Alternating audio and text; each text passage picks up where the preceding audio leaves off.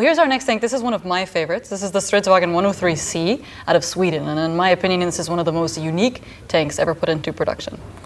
And you've got your instruction manual there as well. So you're obviously brushing up for your next time that you go to Sweden and take us. I mean, you've gone for a spin on one of these. That's right. And I mean, if you've been to IKEA enough times, you don't forget the instructions. Does it come with a little wrench as well? Put it all together. That's right.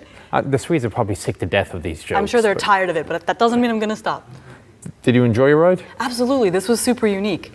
This was cool. It's one of the easiest things to get up on, because once it's all the way depressed, you can just walk. Yeah, I know. This comes up to about here, and you just go, I could trip onto the thing, and you're up. I agree with you. It's a wonderful example of out-of-the-box thinking. So the gun is entirely fixed. It's not going to move up or down, nor left, nor right. So or you have to backwards. Or forwards, backwards either, right? So if it's entirely fixed, that means to change the gun's position, you actually have to move the tank. And it has a hydropneumatic suspension, which can actually depress or raise the entire tank as needed, with the designed doctrine in defense on the Swedish terrain against the prospective communist hordes in invasion during the Cold War. Or the English. Or the English invasion. Nobody likes talking about that, but it's a possibility. That's right. And for steering, the other thing is that you look at the length of the track length and contact with the ground, it's actually very, very short. So the length of contact with the ground is one of the most inhibiting features when it comes to steering. But for this vehicle, you have to steer very, very precisely. You have to steer it to aim. And you can imagine what happens if there's a tree stump or something in the way. If you watch video of this thing, it just kind of moves, it uses the tree stump as a fulcrum and just moves the entire tank around it. Very clever, very unique system. Well, obviously it's a unique system. There were a couple of other attempts. The Germans came up with a fixed system. The British had contentious, which is kind of similar. Twin machine guns there at the double the DACA.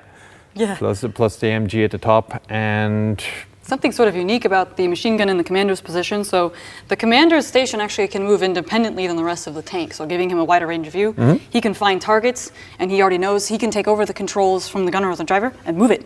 And so the gunner shoots once, commander can spot the next one, get it in motion for the gunner to see and take the next shot. And the machine gun also moves independently as well. So there's an argument that, like, well, a turretless tank is not going to be good against soft targets, but this was made to consider those as well. With a machine gun in motion independently, can handle things from the side. I mean, again, it's one of those tanks that you can be completely combat capable with one man. Yeah. I mean, it was designed originally with two. But if there's just two people in a tank forever, I mean, we was bad enough. So we drove up here, it was a 2-hour drive, and by the end of it, she was ready to kill me. So you can imagine sitting in a whole tank for the duration of a war. They put the third person in the back, really just the psychologist said you needed one. It's a lot to consider if you're commander and driver and gunner at the same time. It's a lot of strain just on one's mental faculties to be considering all these things all at once. So an extra person makes it easier. And an interesting question, actually. I don't think I haven't actually thought to ask anybody like Stefan, was the troubles with maintenance with a 3-man crew.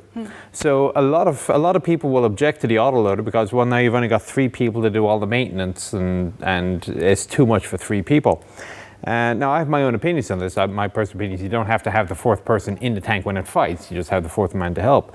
But if the Swedes were using this for decades, surely by now they would have come to a conclusion that was publicly available, that you can do all the required maintenance and services with a 3-man crew. So either you find out next time you're talking to Stefan, or remind me to ask him, and we'll see if we can get an answer on that one. Interesting idea. So what else? So you got the Lyra launchers at the back, because they didn't have thermal imagers, so you just lob illumination flares. So that's about 1,300 yards or so it'll go out, and you man, sneaking along with being sneaky with, whoosh. Oh dear. Something else that you see on the C, which is the later version, is these tanks on the side. For extra fuel, you got about an extra 400 liters of fuel, as well as extra protection against incoming shape charges. Right. So it's a little bit more side protection for the tank, as well as to keep it going. It is. And a lot of people think that having extra fuel is a problem on the outside because it's a hazard. Well, it's not a hazard. I mean, what happens if it hits the fuel tank? Where's the fuel go? Okay. It just goes onto the ground. Of course, it floats. That's right. It takes about 20-25 minutes to set it up, and then it will be fully amphibious, and it paddles with the tracks. You go for a cruise. You imagine taking this to the local yacht club. I've never wanted anything more. This would be the best possible experience. Or you can use it if you're going fishing.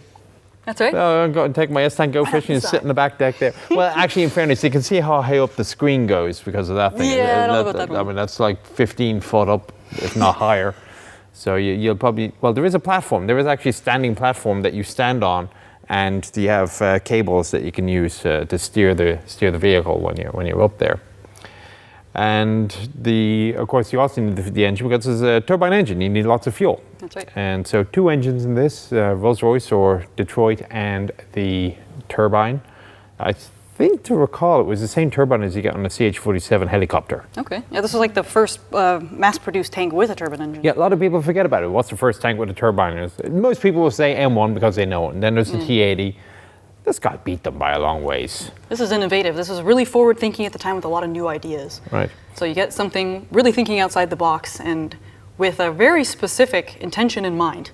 With the defensive doctrine of the Swedes at the time, this fit what they needed perfectly. It is. And it really could perform under what it was called for. Yeah, and the British didn't like it. They tested it, and they didn't like it so much, but I think they probably just used it. The Swedish say the British were using it wrong.